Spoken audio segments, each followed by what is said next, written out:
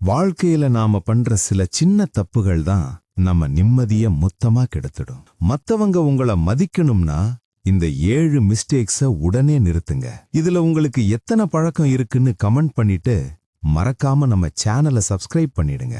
1. அதிகமா சாரி சொல்றது.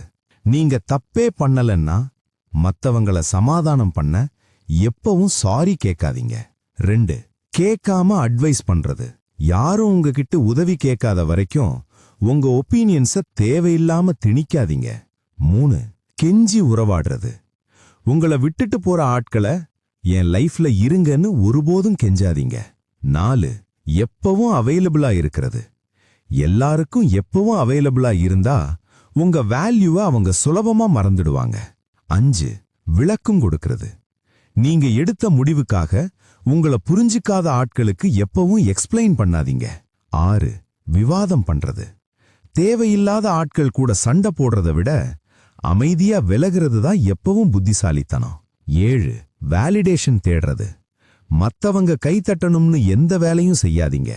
அது உங்க மரியாதையை குறைச்சிடும். தப்பு பண்றது சாதாரண விஷயம்தான், ஆனா அதை திருத்திக்கிறது தான் உண்மையான வளர்ச்சி.